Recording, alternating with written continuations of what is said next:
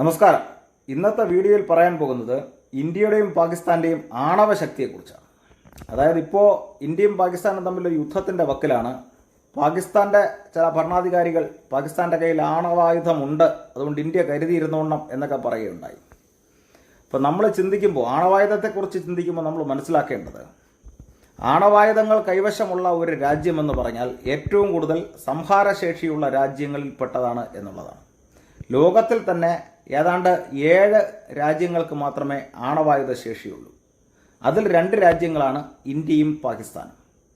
പക്ഷേ ആണവായുധങ്ങളെക്കുറിച്ച് ചിന്തിക്കുമ്പോൾ നമ്മൾ മനസ്സിലാക്കേണ്ടത് എത്ര കൂടുതൽ ആറ്റം ബോംബുണ്ട് എന്നുള്ളതല്ല, എത്ര കൂടുതൽ തെർമോന്യൂക്ലിയർ വെപ്പൺ, അതായത് ഫ്യൂഷൻ ബോംബായിട്ടുള്ള ഹൈഡ്രജൻ ബോംബ് കയ്യിലുണ്ടെന്നുള്ളതാണ്.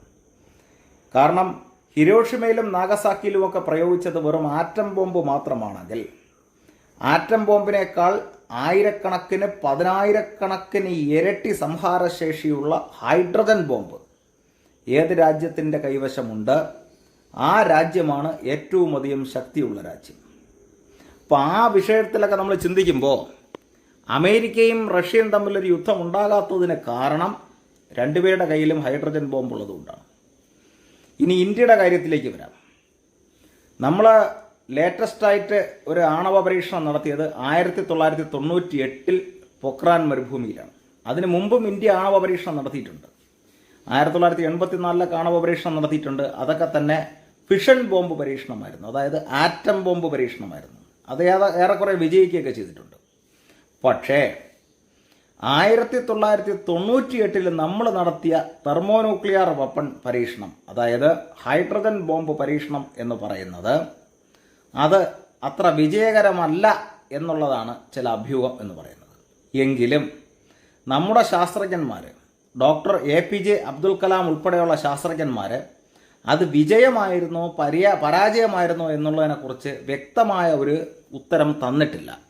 ഇന്ത്യക്ക് ഹൈഡ്രജൻ ബോംബ് ഉണ്ട്, അല്ലെങ്കിൽ ഇന്ത്യക്ക് തെർമോന്യൂക്ലിയർ വെപ്പൺ ഉണ്ട് എന്ന് പൊതുവിൽ അംഗീകരിച്ചുകൊണ്ട് ഇന്ത്യയുടെ തെർമോന്യൂക്ലിയർ പരീക്ഷണം വിജയകരമായിരുന്നുവെന്ന് പറഞ്ഞുകൊണ്ട് ക്ലോസ് ചെയ്ത് വെച്ചിരിക്കുകയാണ്. എന്നാൽ 2009 തന്നെ പല ശാസ്ത്രജ്ഞന്മാരും വെളിപ്പെടുത്തുകയുണ്ടായി അതൊരു പരാജയമായിരുന്നു എന്ന്. അതുമാത്രമല്ല, ചില സാറ്റലൈറ്റ് വിവരങ്ങളും ചില സിസ്മിക് വേവിൻ്റെ അനാലിസിസും സൂചിപ്പിക്കുന്നത് 1998 ഇന്ത്യയുടെ ഹൈഡ്രജൻ ബോംബ് പരീക്ഷണം തികഞ്ഞ പരാജയമായിരുന്നുവെന്ന് തന്നെയാണ്. കാരണം പ്രതീക്ഷിച്ചതിൽ നിന്ന് ഈൽഡ് അതിൽ കുറവായിരുന്നു. എന്നാൽ പാകിസ്ഥാൻ്റെ കയ്യിൽ ഹൈഡ്രജൻ ബോംബ് ഉണ്ടാകാനുള്ള സാധ്യതയുണ്ട്. അത് നമ്മൾ തള്ളിക്കളയാവുന്നൊരു വിഷയമല്ല. കാരണം പാകിസ്ഥാൻ്റെ ടെക്നോളജി എന്ന് പറയുന്നത് കൂടുതലും ചൈനീസ് ടെക്നോളജിയാണ്. ചൈനയുടെയും നോർത്ത് കൊറിയയുടെയും ഒക്കെ ടെക്നോളജികളെ അവർ കടമെടുത്തും അല്ലെങ്കിൽ ചിലതൊക്കെ മോഷ്ടിച്ചും ഒക്കെയാണ് അവർ ബോംബ് ഉണ്ടാക്കിയിരിക്കുന്നത്. അതിൽ ചൈനീസ് ടെക്നോളജി ഉപയോഗിച്ചാണെന്ന് തോന്നുന്നു 1998 പാകിസ്ഥാനും ഒരു ആണവ പരീക്ഷണം നടത്തി. അത് അവർക്ക് വിജയകരമായിരുന്നു, കാരണം അത് ഒരു ആറ്റം ബോംബ് പരീക്ഷണമാണ്.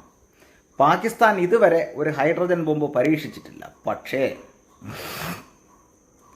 നമ്മൾ പേടിക്കേണ്ട ഒരു വസ്തുത, അവരിപ്പോൾ ചൈനയുടെ പിന്തുണ തേടി പോയിരിക്കുന്നൊരു ഘട്ടമാണ് പാകിസ്ഥാൻ. അപ്പോൾ തീർച്ചയായിട്ടും ചൈനയ്ക്ക് ഹൈഡ്രജൻ ബോംബുണ്ട്, ചൈനയ്ക്ക് തെർമോന്യൂക്ലിയർ വെപ്പണുണ്ട്.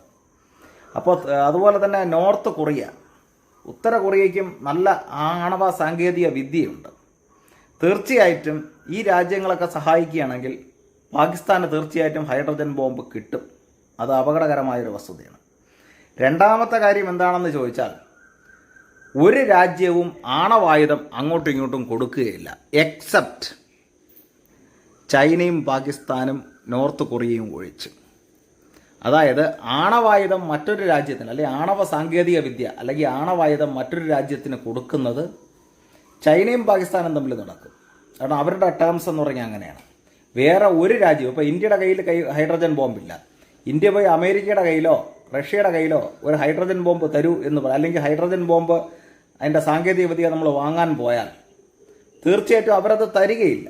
കാരണം അങ്ങനെയൊന്നും കൊടുക്കത്തക്ക ഒരു വിഷയമല്ല ഈ ആണവായുധം എന്ന് പറയുന്നത്. ഇപ്പോൾ തോക്ക് കൊടുക്കുന്നത് പോലെ ഒരു തോക്ക് നമുക്ക് പോയി ഇന്ത്യയിൽ വാങ്ങാൻ പറ്റില്ല, കാരണം തോക്കെന്ന് പറയുന്നത് മാരകായുധമാണ്, അത് കൈവശം സൂക്ഷിക്കാൻ പാടില്ല. അതുപോലെ തന്നെയാണ് ഈ ഹൈഡ്രജൻ ബോംബ് എന്ന് പറയുന്നത്. ഹൈഡ്രജൻ ബോംബൊന്നും ഒരു രാജ്യം അങ്ങനെ കൊടുക്കുകയൊന്നുമില്ല, എത്ര കാശ് കൊടുത്താലും കൊടുക്കില്ല. പക്ഷേ പാകിസ്ഥാൻ അത് കിട്ടും. കാരണം ചൈന എന്ന് പറയുന്ന രാജ്യം ഇന്ത്യയുടെ ശത്രുവാണ്.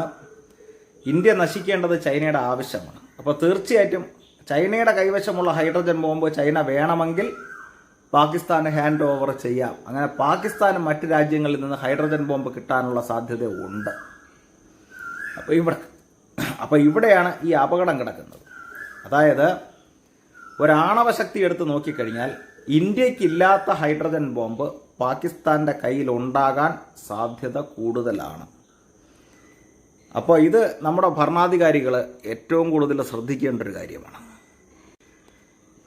ഇന്ത്യയുടെയും പാകിസ്ഥാൻ്റെയും സൈനിക ശക്തിയൊക്കെ നമ്മൾ കമ്പയർ ചെയ്ത് നോക്കിക്കഴിഞ്ഞാൽ തീർച്ചയായിട്ടും പാകിസ്ഥാനേക്കാൾ എത്രയോ അധികം സൈനിക ശക്തിയുള്ള രാജ്യമാണ് ഇന്ത്യ. ഇന്ത്യയുടെ സൈനിക ശക്തി എന്ന് പറയുന്നത് പാകിസ്ഥാൻ അപേക്ഷിച്ച് വളരെ മികച്ചതാണ്. യുദ്ധവിമാനമായാലും യുദ്ധക്കപ്പലായാലും അന്തർവാഹിനിയായാലും എന്തായാലും മിസൈലായാലും. പക്ഷേ പാകിസ്ഥാൻ്റെ കയ്യിൽ ഇന്ത്യയെ മുഴുവനും കവർ ചെയ്യത്തക്ക റേഞ്ചുള്ള മിസൈലുകളുണ്ട്. അതുപോലെ തന്നെ ആണവായുധത്തിൻ്റെ കാര്യം. ആണവായുധം എന്ന് പറയുന്നത് ചൈനയിൽ നിന്നുമൊക്കെ ഫിഷൻ വെപ്പണും ഫ്യൂഷൻ വെപ്പണും, അതായത് തെർമോന്യൂക്ലിയർ വെപ്പണായിട്ടുള്ള ഹൈഡ്രജൻ ബോംബ് വരെ പാകിസ്ഥാന് കിട്ടാനുള്ള സാധ്യത കൂടുതലാണ്. എന്നാൽ ഇന്ത്യക്ക് ഹൈഡ്രജൻ ബോംബ് കിട്ടാൻ നിലവിൽ ഒരു വഴിയുമില്ല. അമേരിക്കയുടെ അടുത്ത് ചങ്ങാത്തം കൂടിയാലോ റഷ്യയുടെ അടുത്ത് ചങ്ങാത്തം കൂടിയാലോ മറ്റു രാജ്യങ്ങളുടെ അടുത്ത് ചങ്ങാത്തം കൂടിയാലോ ഒന്നും തന്നെ ഇന്ത്യക്ക് ഒരു ഹൈഡ്രജൻ ബോംബ് കിട്ടാൻ ഒരു വഴിയില്ല. 98 നമ്മൾ നടത്തിയ പരീക്ഷണം വിജയകരമാണോ എന്നുള്ളത് നോക്കിയാൽ തീർച്ചയായിട്ടും പല തെളിവുകളും കാണിക്കുന്നത് 2009 തന്നെ ഒരു മേധാവി, ഡിഫൻസിൻ്റെ ഒരു മേധാവി ഒരു ശാസ്ത്രജ്ഞൻ പറഞ്ഞതനുസരിച്ച് അത് ഹൈഡ്രജൻ ബോംബ് പരീക്ഷണം ഇന്ത്യയിൽ വിജയകരമായി നടന്നിരിക്കില്ല എന്നാണ് ഒരു സംശയം പ്രകടിപ്പിച്ചിട്ടുള്ളത്. അപ്പോൾ തീർച്ചയായിട്ടും നമ്മുടെ ഭരണാധികാരികൾ വളരെ ബുദ്ധിപരമായി തന്ത്രപരമായി പ്രവർത്തിക്കേണ്ട സമയമാണ്. സൂക്ഷിക്കുക. പാകിസ്ഥാൻ എന്ന് പറയുന്നത് അവരെ നേരിട്ടൊരു യുദ്ധത്തിൽ പരാജയം സമ്മതിക്കേണ്ടി വന്നാൽ അവർ തീർച്ചയായിട്ടും അവരെ കയ്യിലിരിക്കുന്ന ആണവായുധം എടുത്ത് പ്രയോഗിക്കും. കാരണം കാട്ടാളന്മാരെക്കാളും ഗതികെട്ട ഒരു രാജ്യമാണ് പാകിസ്ഥാൻ എന്ന് പറയുന്നത്. പാകിസ്ഥാൻ എന്ന് പറയുന്നത് തീർച്ചയായിട്ടും കൈവശമുള്ള ആണവായുധം ഇന്ത്യക്കെതിരെ പ്രയോഗിക്കില്ല എന്ന് നമുക്ക് ഉറപ്പ് പറയാൻ പറ്റില്ല. അപ്പോൾ തീർച്ചയായിട്ടും ഈ വിഷയത്തിൽ വളരെ ശ്രദ്ധാലുക്കളായി ബുദ്ധിപരമായിട്ട് ഭരണാധികാരികൾ നീങ്ങണം. ഇതാണ് ഞാൻ ഉദ്ദേശിക്കുന്നത്. നമസ്കാരം.